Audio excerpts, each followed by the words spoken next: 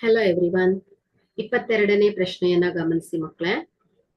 -1,7 ಮತ್ತು 4,-3 ಬಿಂದುಗಳನ್ನ ಸೇರಿಸುವ ರೇಖಾಖಂಡವನ್ನ ಆಂತರಿಕವಾಗಿ 2:3 ರಲ್ಲಿ ವಿಭಾಗಿಸುವ ಬಿಂದುವಿನ ನಿರ್ದೇಶಾಂಕಗಳನ್ನ ಕಂಡುಹಿಡಿಯಿರಿ.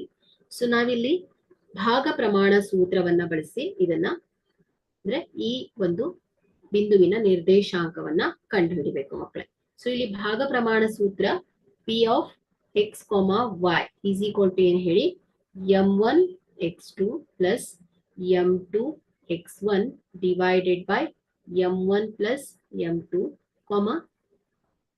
m1 y2 plus m2 y1 divided by m1 plus m2. Okay, so ಇಲ್ಲಿ ದತ್ತಾಂಶದಲ್ಲಿ x1, y1 is equal to ಏನು ಹೇಳಿ, -1, 7. x2, y2 is equal to 4, -3. So ಇಲ್ಲಿ m1 ratio m2 is equal to ಏನು ಹೇಳಿ, 2:3.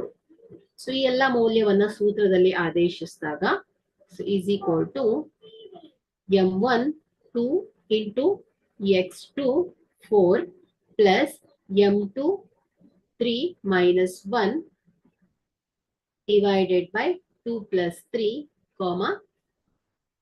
2 into y2 minus 3 plus m2 3 into y1 7 divided by 2 plus 3 is equal to 4 2 8 plus minus minus 3 1 3 divided by 3 plus 2 5, plus minus minus 3 2 6 plus 7 3 21 divided by 5.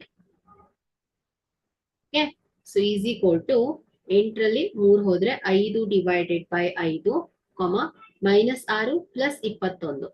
So ಎಷ್ಟು ಬರುತ್ತೆ, ಇದು 15 divided by 5. Okay, so ಇದೆಷ್ಟು simplify ಮಾಡಿದ್ರೆ 5 1 5, so 1, so ಇಲ್ಲಿ 5 1 5 3, so 3 ಬರುತ್ತೆ. Okay, ಹಾಗಾದ್ರೆ ಇಲ್ಲಿ P of x, y.